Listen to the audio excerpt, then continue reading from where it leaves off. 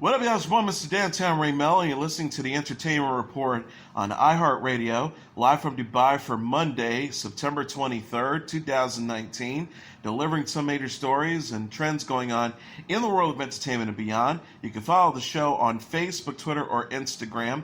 Facebook.com/The Entertainment Report with Ray Melo, that's RAYMELO, on Twitter at The Enter Report, or on Instagram at The Entertainment Report. You can listen to the show anytime you want on iHeartRadio. Just go to iHeart.com or your iHeart phone app, search for The Entertainment Report, and it'll take you to the page. I hope everyone had a fantastic weekend.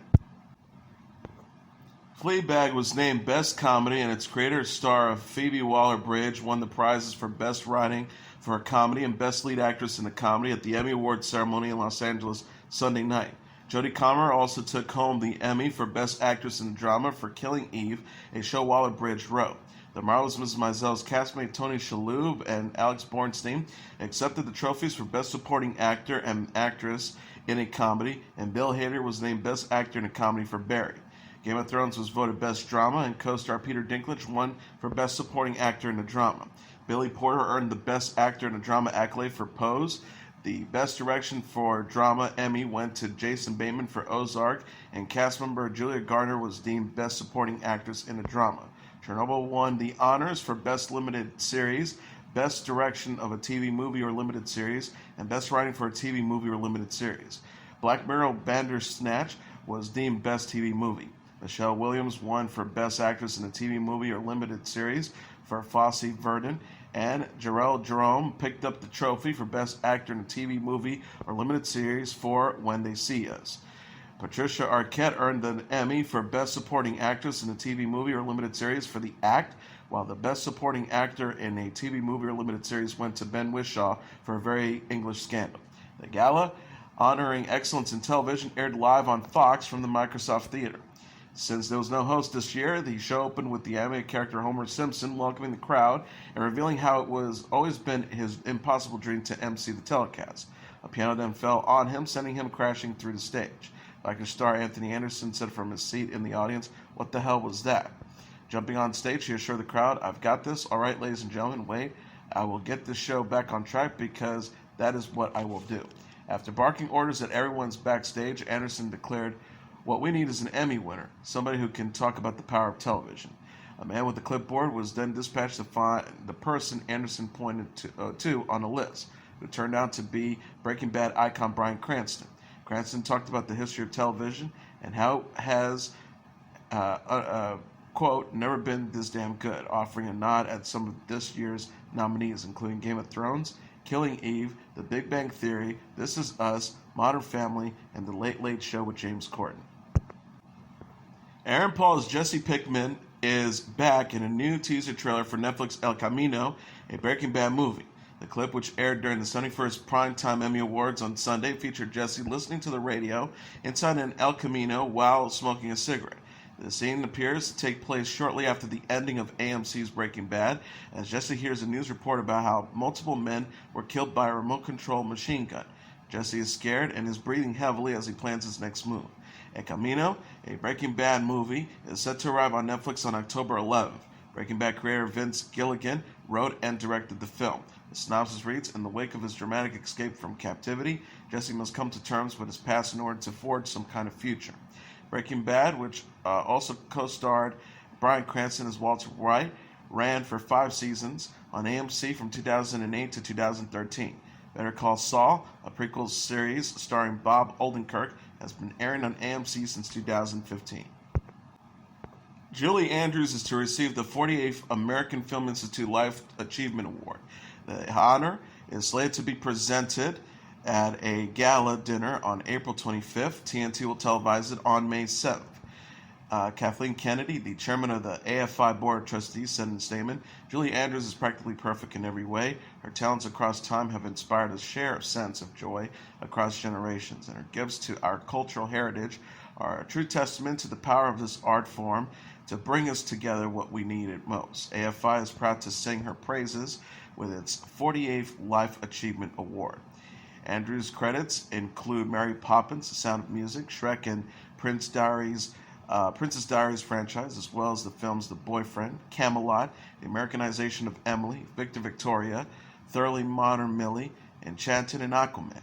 The 83-year-old actress and singer has won 5 Golden Globes, 3 Grammys, and 2 Emmys throughout her career. The Crown has released a playful new teaser for Season 3. Netflix shared a preview Friday featuring Olivia Colman as Queen Elizabeth II. Colman is taking over the role from Claire Foy, who portrayed the British monarch in Season 1 and 2. The teaser shows Elizabeth, played by Colman, discussing a new portrait with her young advisors. The Queen gazes at a young photograph of herself, Foy, and her new portrait. One of Elizabeth's advisors says, "Everyone was delighted with the new profile, ma'am," which they feel to be an elegant reflection of Her Majesty's transition from young woman to. Elizabeth suggests old bat. The advisor says, "Settled sovereign, just the tiniest changes." Elizabeth responds, "A great many changes, nothing one can do about it. One just has to get on with it." The new Season 3 cast also includes Tobias Menzies as Prince Philip, Helena Bonham Carter as Princess Margaret, and Gillian Anderson as Margaret Thatcher. The season begins in 1964 and will cover such events as the rise of the Beatles and England winning the 1966 World Cup. The Crown Season 3 premieres November 17th on Netflix. Ryan Seacrest has signed on to host another edition of ABC's singing competition series American Idol. The show's Twitter feed says, "Today, #Friday feeling. How about lit? Because everyone's favorite host, Ryan Seacrest, is back this season." The network previously announced judges Luke Bryan, Katy Perry, and Lionel Richie will be back on the panel. Seacrest hosted the show when it ran from 2002 to 2016 on Fox, and he returned in 2018 when it moved to ABC. Seacrest said in a statement, "American Idol has been my home for 17 seasons, and I can't wait to return to the stage. It's the greatest gift to be able to play a part in discovering new talent with a franchise that has been such a relevant part of American culture for so many years." Star Trek Deep Space Nine actor Aron Eisenberg has died, his wife Melissa Longo said. He was 50. Longo wrote in a Facebook post Saturday, "There'll never be another light like Aron's. The beauty that he was and the legacy he leaves behind is beyond words. I love him dearly and will miss him eternally. At the moment, I'm not sure how to do life without him." TMZ says Eisenberg, who is best known for playing the role of Nog on the Star Trek spin-off, was born with one kidney and had battled relative health issues throughout his life, undergoing kidney transplants at the age of 17 and 46.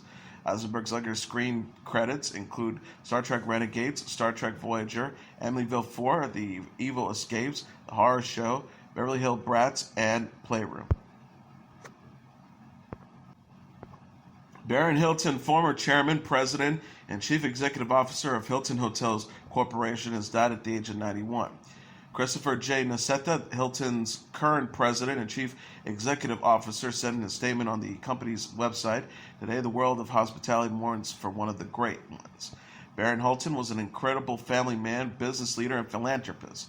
From his leadership of our company for more than 3 decades to the transformative work he led with the Conrad N. Hilton Foundation for many years. Barron was a man unlike any other. I always found inspiration in how he saw the tremendous potential of hospitality to change the world for the better, and in the unique and meaningful ways he sought to make that happen. On behalf of everyone at Hilton, I extend our deepest condolences to the Hilton family. Hilton grew up working in his father Conrad's hotels, then went on to serve in the U.S. Navy and earn a commercial pilot's license. He bought the Los Angeles distribution ship of Vitapac Citrus Products and founded the McDonald Oil Company, Air Finance Corporation, the Chart Blanche credit card, and the charters of the American Football League before returning to the family business to take over for his father as president and chief executive officer in 1966. He retired in 1996 but remained chairman of the board for another decade.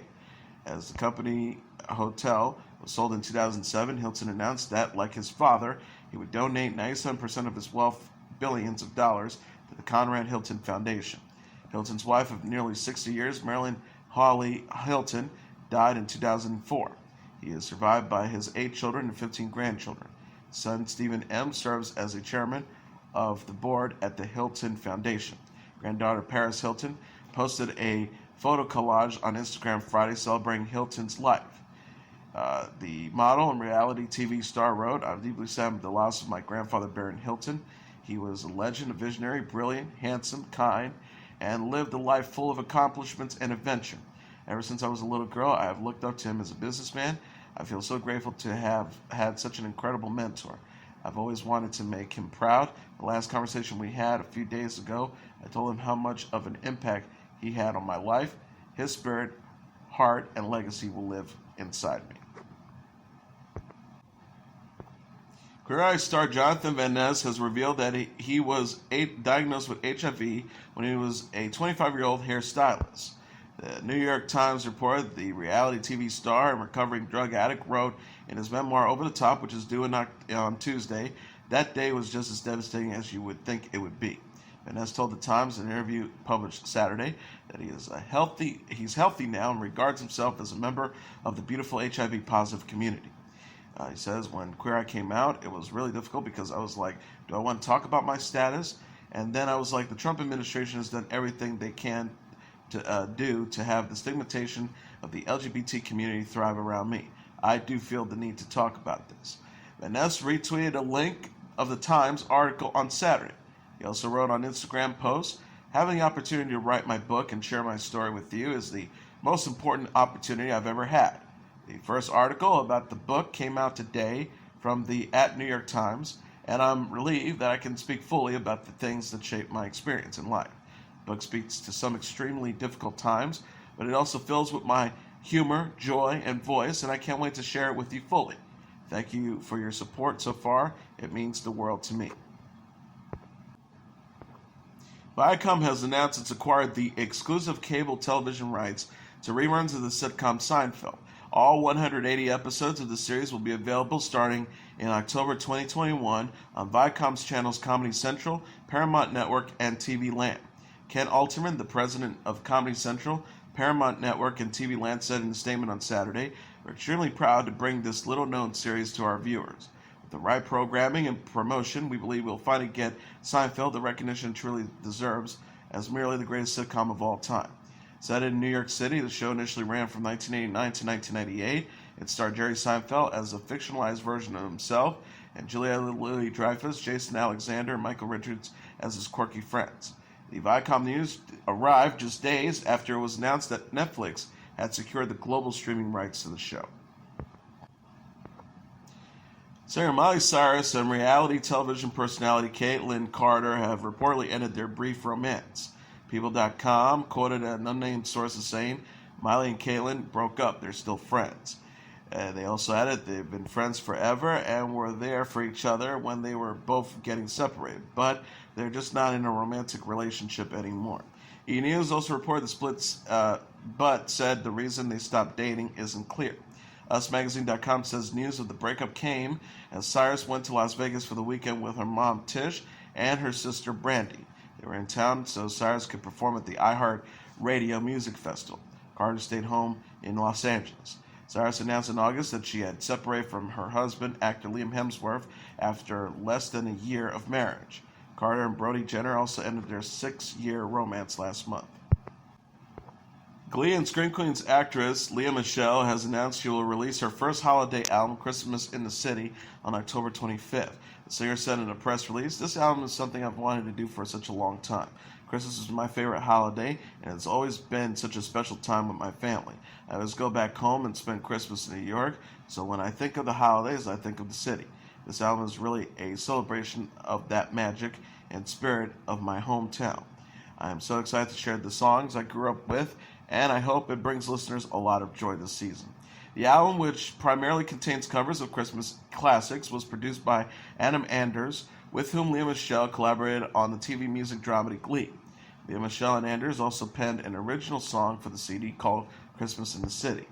The set will include duets between Lea Michele and her Glee co-stars Darren Criss, her Spring Awakening co-star Jonathan Groff, and Broadway icon Cynthia Erivo.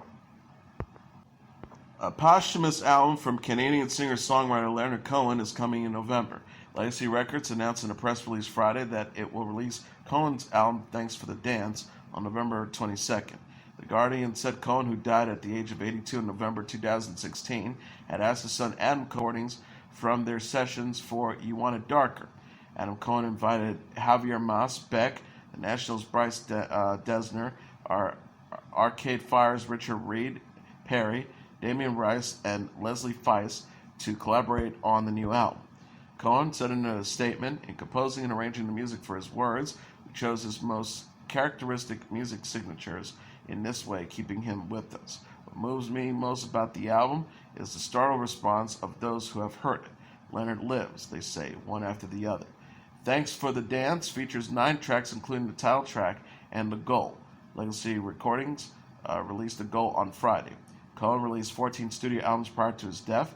He released his famous single, Hallelujah, on his album Various Positions in 1984. Blink-182 released on Friday their latest studio album titled 9.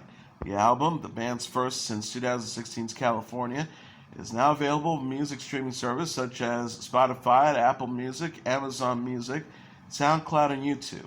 The project contains 16 tracks, including Happy Days, Blame It On My Youth, and Generation Divide. The group first announced 9's release date after performing live on Good Morning America. Blink-182 consists of members Mark Hoppus, Travis Barker, and Max Skiba, and are currently on tour to celebrate their 20th anniversary of their 1999 album, Enema of the State. The tour, which also featured Lil Wayne and Neck Deep, will arrive at the Barclays Center in Brooklyn this Friday. Post Malone's Hollywood's Bleeding is the number 1 album in the United States. Coming in number 2 on the Billboard 200 charts dated Saturday is Taylor Swift's Lover, followed by Melanie Martinez's K-12 soundtrack at number 3, Young Thug's So Much Fun at number 4, and Little Tekka's We Love You Tekka at number 5. Rounding up the top tier are Lizzo's 'Cause I Love You at number 6, Tool's Fear in Column at number 7, Billie Eilish's When We All Fall Asleep, Where Do We Go at number 8, Lana Del Rey's Norman fucking Rockwell at number 9, and the High Women's self-titled album at number 10. The British costume drama Downton Abbey is the number 1 movie in North America, earning $31 million in receipts. BoxOfficeMojo.com announced Sunday. Coming in number 2 is Ad Astra with $19.2 million, followed by Rambo Last Blood at number 3 with $19 million, It Chapter 2 at number 4 with $17.2 million, and Hustlers at number 5 with $17 million.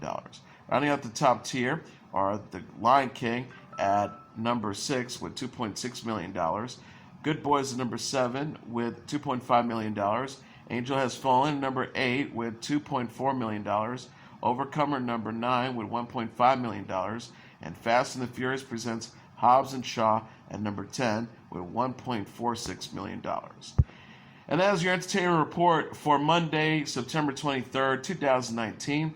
I'm your host, Mr. Downtown Melo. I'll be back tomorrow to deliver some major stories and trends going on in the world of entertainment and beyond. You can follow the show on Facebook, Twitter, or Instagram. Facebook.com/The Entertainment Report with Ray Melo. That's RAYMELO. On Twitter at The Enter Report, or on Instagram at The Entertainment Report.